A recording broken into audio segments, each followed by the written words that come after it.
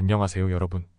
오늘의 흥미로운 영상 내용은 암스테르담에서 반유대주의 공격으로 유대인 거주지 보안 강화, 그리고 뉴미디어의 부상과 전통 미디어의 변화에 관한 것입니다. 우선 좋아요 버튼을 누르고 채널 구독 및 알림 설정도 잊지 마세요. 여러분의 관심과 지지가 저희에게 큰 힘이 됩니다. 첫 영상은 최근 월스트리트 저널에 실린 중요한 국제 뉴스를 전해드리겠습니다.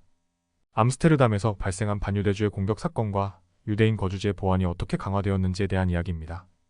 네덜란드의 수도 암스테르담에서 이스라엘 축구 팬들이 경기 후 군중에게 공격을 당하는 사건이 발생했습니다. 공격이 일어난 날은 마카비 텔아비브와 네덜란드의 아약스 클럽 간의 축구 경기가 있었던 날로 이스라엘 팬들은 경기를 보기 위해 암스테르담에 모여 있었습니다. 하지만 경기 후 밤늦게 반유대주의적 폭력 사태가 벌어졌고 이로 인해 5명이 병원에 입원하고 62명이 경찰에 체포되었습니다.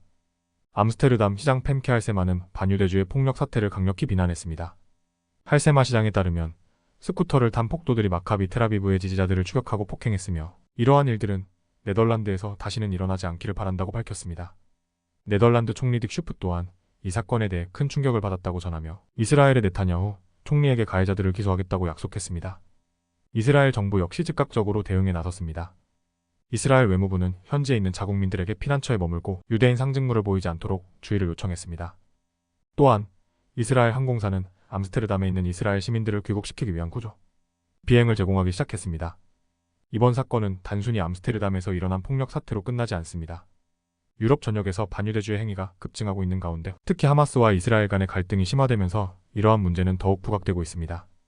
유럽 기본권 기구의 보고서에 따르면 유럽의 유대인 커뮤니티에 대한 반유대주의 사건이 최대 500가지 증가한 것으로 나타났습니다. 또한 독일, 프랑스, 영국 등에서도 반유대주의 사건이 크게 증가하고 있으며 일부 유럽 국가들은 하마스와 연결된 친팔레스타인 단체들을 금지하고 있습니다. 하지만 이러한 단체들을 금지하는 것만으로는 반유대주의 문제를 해결하기 어렵다는 점이 유럽 지도자들 사이에서도 큰 고민거리로 남아 있습니다. 이번 사건에는 훌리건으로 불리는 폭력적인 축구팬 문화도 일부 영향을 미쳤습니다.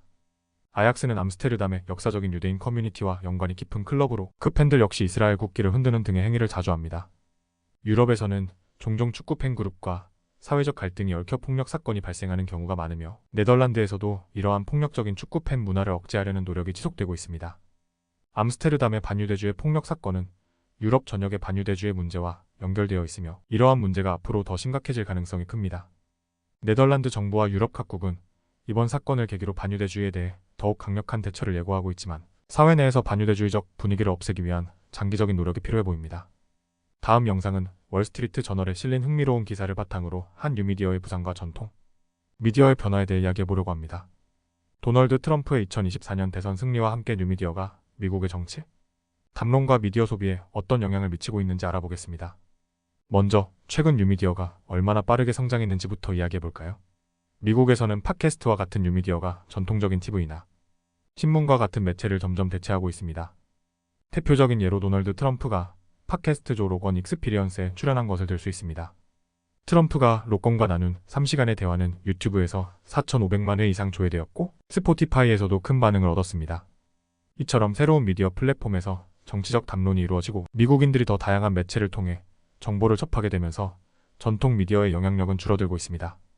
푸유 리서치 센터에 따르면 최근 10년 동안 팟캐스트 청취자가 3배 이상 증가했다고 합니다. 틱톡 역시 뉴스와 정보를 얻는 중요한 소스로 자리 잡고 있습니다. 특히 젊은 층 사이에서 틱톡이 뉴스 제공의 역할을 하고 있는데요. 미국의 18에서 29세 성인 중 40%가 틱톡에서 뉴스를 얻고 있다는 통계도 있습니다. 이처럼 뉴미디어가 전통 미디어를 빠르게 대체하고 있는 상황입니다. 트럼프와 그의 지지자들은 이러한 뉴미디어 플랫폼을 적극적으로 활용해 젊은 세대와 소통하고 있습니다. 트럼프는 올해에만 20개 이상의 팟캐스트에 출연하며 젊은 층과의 접점을 확대했죠. 이 전략의 결과로 트럼프는 18에서 29세 남성 유권자의 56%의 지지를 얻었다고 합니다. 트럼프뿐만 아니라 카말라 해리스 부통령도 코러 데디와 같은 팟캐스트에 출연하며 젊은 층에게 다가가고 있습니다. 하지만 전통적인 TV 뉴스는 여전히 중요한 순간에 많은 사람들에게 다가가는 역할을 하고 있습니다. 다만 젊은 시청자가 줄어들면서 시청률도 하락하고 있는 상황입니다. 2024년 선거에서도 TV 뉴스 시청률은 2020년 대비 약 32% 감소했으며 특히 CNN은 시청자의 절반을 잃었습니다. 현재 케이블 뉴스 시청자의 중간 연령이 약 70세에 이르러 고령층에 의존하는 문제가 심화되고 있는 것입니다. 뉴미디어가 확산되면서 뉴스 인플루언서와 같은 새로운 유형의 미디어 플레이어들이 등장하고 있습니다. 틱톡과 같은 플랫폼에서는 일반 사람들이 뉴스를 전달하면서 CNN이나 MBC와 같은 전통 미디어보다 더 많은 조회수를 기록하기도 합니다. 하지만 이런 뉴미디어는 자칫 특정 시각이나 이념에 치우칠 위험이 있기도 합니다. 정보가 조각나고 사람들은 자신이 선호하는 플랫폼과 뉴스를 통해 특정 시각만을 접하게 될 가능성이 커졌습니다. 트럼프의 승리는 전통 미디어의 약화와 뉴미디어의 강세를 다시 한번 확인시켜 주었습니다. 하지만 이러한 변화는 앞으로도 계속될까요? 전문가들은 사람들의 미디어 소비 패턴이 계속해서 분화될 것이라고 예측합니다. 결국 각자가 선택한 미디어와 정보에 따라 서로 다른 시각을 가지게 될 가능성이 크며 이는 사회적 통합에도 영향을 미칠 수 있습니다. 오늘은 여기까지입니다. 다음 영상에서 더 유익하고 흥미로운 내용으로 찾아뵙겠습니다. 이 영상은 투자 의견이 아닙니다. 매우 고맙습니다.